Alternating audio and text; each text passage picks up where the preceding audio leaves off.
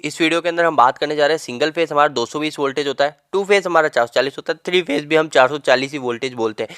दोस्तों आप किसी इंडस्ट्री में काम करते हो, इंडस्ट्री के अंदर आपके बाहर से अगर इंडस्ट्री के अंदर लाइन आ रही है और वो लाइन अगर हमारा 11 kV आ रही है, 11 kV मतलब 11,000 वोल्टेज, और उसको हमारा जो ट्रांसफार्मर है वो 440 वोल्टेज में कन्वर्ट कर रहा है। तो दोस्तों जो एसी जो होता है ना, एसी के अंदर हमारी 50 हर्ट्ज फ्रिक्वेंसी होती है, आपने अभी तक सुना होगा। पर दोस्तों एक सिंपल लैंग्वेज में बताऊं तो आपके घर में एक लैंप लग रहा है, ठीक है, एक लैंप लग रहा है, तो दोस्तों वो 1 सेकंड में 50 बार बंद हो रहा है, 50 बार चल रहा है। 50 हर्ट्ज का मतलब ये है, ठीक है, 50 बार बंद हो रहा है और वो 50 बार चल रहा है 1 सेकंड के अंदर। पर हम उसको अपनी आंखों से नहीं देख सकते, इसलिए हमने 50 हर्ट्ज फ्रिक्वेंसी को ही सेलेक्ट करा। हम और भी कम फ्रिक्वेंसी को सेलेक्ट कर सकते थे, हम 20 फ्रिक्वेंसी, इंडिया के अंदर जो 50 हर्ट्ज की जगह 20 फ्रिक्वेंसी को भी सेट कर सकते थे। दोस्तों 50 हर्ट्ज करने का इसलिए था क्योंकि ये जो चीजें हमको आंखों से, हमारी आंखों से हम देख ना सके, यानी अभी हम कोई लैंप को देखते हैं तो कंटिन्यू ग्लो दिखता है, पर दोस्तों रियलिटी में वो हमारा 1 सेकंड में 50 बार बंद हो रहा है और 50 बार स्टार्ट हो रहा है, ठीक है। आप इस जरिए से आप समझ जाओगे कि 50 हर्ट्ज क्या है। तो दोस्तों क्या होता है, ये देखो, ये एक साइकिल फ्रीक्वेंसी डायग्राम बना हुआ है। तो फ्रीक्वेंसी डायग्राम का मतलब दोस्तों आपने डीसी के अंदर सुना है, एक होता है पॉजिटिव और एक होता है नेगेटिव। पर एसी के अंदर जो हमारा जो फेस वायर होता है ना, फेस वायर के अंदर हमारा डीसी का जो पॉजिटिव होता है वो भी होता है और डीसी में जो नेगेटिव होता है वो भी होता है। तो दोस्तों देखो, ये पॉजिटिव और ये नेगेटिव, ये पॉजिटिव और ये नेगेटिव, ऐसा क्या होता है ना, ये 1 सेकंड में 50 बार होता है, ये एक पॉजिटिव और एक नेगेटिव, ठीक है, ये एक साइकिल हुई। ऐसा अगर 50 बार हुआ तो वो कहलाएगा 50 हर्ट्ज। मतलब 50 बार हमारा एक बार लैंप स्टार्ट हुआ, फिर बंद हुआ, फिर स्टार्ट हुआ, फिर बंद हुआ, ठीक है, ये चीज़ समझिए आप। इसके अलावा मैं आपको एक और चीज़ बताता चलूँ, अगर आप थ्री फेज की वेव फॉर्म एक साथ देखो तो आपको कुछ इस प्रकार दिख रही है, एक ऊपर है तो दूसरी उस समय नीचे है, तीसरी ऊपर है तो दूसरी नीचे है। तो दोस्तों ये सब एक दूसरे के 120 डिग्री फेस एंगल में आगे जा रहे होते हैं।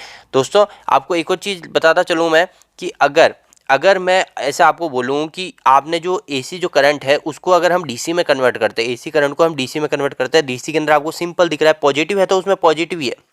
डीसी के अंदर क्या होता है, पॉजिटिव होता है और एक नेगेटिव होता है। तो पॉजिटिव जो वोल्टेज है उसके अंदर ओनली पॉजिटिव वोल्टेज है और जो नेगेटिव है उसके अंदर ओनली नेगेटिव है। पर फेस वायर के अंदर हमारा पॉजिटिव भी है और नेगेटिव भी है। डीसी के अंदर हमारा ओनली एक पॉजिटिव होता है और एसी के अंदर हमारे 3 फेस हो जाता है, ठीक है। दोस्तों आगे मैं वीडियो बनाऊंगा हमारे एसी के अंदर जो 3 फेज सप्लाई ही क्यों होती है, 4 फेज क्यों नहीं होती, 5 फेज क्यों नहीं होती, इसके ऊपर भी वीडियो बनाऊंगा, आप चैनल को जरूर सब्सक्राइब कीजिए।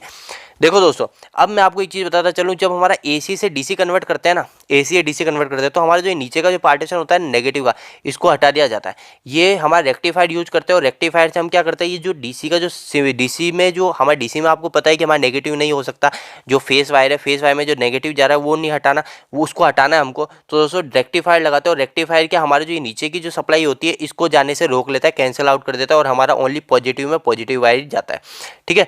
अब दोस्तों मैं आपको एक चीज़ बताता चलूँ कि आपने बोला है कि अभी हमारा जो क्वेश्चन था कि हमारा 3 फेज जो सिस्टम होता है, 3 फेज सिस्टम के अंदर हमारा 660 वोल्टेज क्यों नहीं होता, 440 वोल्टेज ही क्यों होता है। तो दोस्तों मैं आपको एक चीज़ बताता चलूँ, ऐसा कोई भी उपकरण नहीं है जो हमारा 3 फेज सप्लाई से चल रहा है।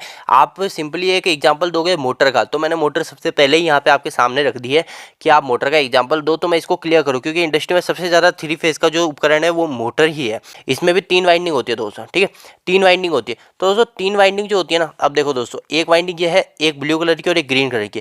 तो दोस्तों क्या होता है, इसमें हम किसी भी वाइंडिंग के अंदर हम 3 फेज सप्लाई नहीं देते हैं, किसी भी वाइंडिंग के अंदर हम 3 फेज सप्लाई नहीं देते, ओनली 2 फेज सप्लाई देते हैं। जैसे ये वाइंडिंग है, इसके अंदर हमने आर दिया तो इसके अंदर हम वाई दे देंगे, इसके अंदर हमने वाई दिया तो इसके अंदर हम बी दे देंगे, इसके अंदर हमने अगर बी दिया तो इसके अंदर हम आर दे देंगे।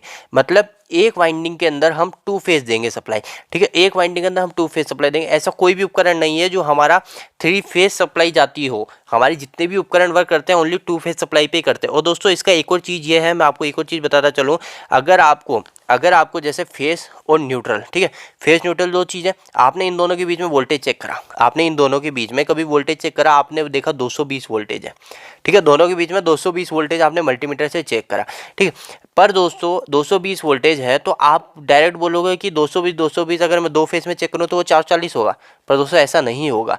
मैं बताऊँ आपको एक चीज़, आप क्या करना, ये 220 वोल्टेज है ना, 220 वोल्टेज को आप इंटू करना 1.732 से, ठीक है, 1.732 से इंटू करोगे तो जो वोल्टेज आएंगे वो आपका वोल्टेज शो करेगा फेस और फेस के अंदर, वो वोल्टेज चेक करेगा। इसको एक और एग्जांपल से बताऊं तो मैं आपको बताऊं 200 वोल्टेज है तो दोस्तों 400 वोल्टेज नहीं होगा फेस टू फेस जो वोल्टेज होगा वो होगा इसका मल्टीप्लाई बाय 1.732। ठीक है, आप 200 को 1.732 से मल्टीप्लाई करोगे, जो वोल्टेज आएगा वो आपका फेस टू फेस वोल्टेज दिखाएगा दोस्तों। इसलिए इसके अंदर क्या होता है दोस्तों, एक साइनोसोडियल वेवफॉर्म चलती है। साइनोसोडियल वेवफॉर्म का मतलब ये एक समय ऐसा आता है जब इसके अंदर जो वोल्टेज की जो वेवफॉर्म होती है वो बिल्कुल जीरो पे होती है। तो जीरो पे होने के कारण जो हमारे जो वोल्टेज होते हैं वो हमारे कभी पीक पॉइंट पे चलते हैं और कभी नेगेटिव यानी माइनस में भी चलते हैं। तो दोस्तों कभी भी आपको ये चीज़ नहीं बोलनी चाहिए कि 220 प्लस 220 440 नहीं होता दोस्तों। हमेशा ये हमारा अगला फेज जो होता है 120 डिग्री के गैप में होता है, यानी 120 डिग्री वेवफॉर्म है। क्योंकि दोस्तों देखो आपको ये पता है ये 360 वेवफॉर्म है, 360 वेवफॉर्म ये है। तो दोस्तों हमारा जो अगला जो फेस है, अगला फेस हमारा यहाँ से स्टार्ट हो रहा है, वो 120 डिग्री के पीछे है, ऐसा होता है दोस्तों। ठीक है, तो आपको मैंने बताया 1.732 से आप मल्टीप्लाई करें, जो वोल्टेज आएगा वही वोल्टेज हमारा फेस टू फेस वोल्टेज होता है, ना कि प्लस करने पे आता है दोस्तों। उम्मीद है कि आपको वीडियो पसंद आएगा। वीडियो पसंद आए वीडियो को लाइक कीजिए। कुछ भी सुझाव या सवाल हो तो आप मुझे नीचे कमेंट बॉक्स में कमेंट कीजिए। इलेक्ट्रिकल की वीडियोस हिंदी में देखना आप पसंद करते हैं तो चैनल को जरूर से सब्सक्राइब कीजिए।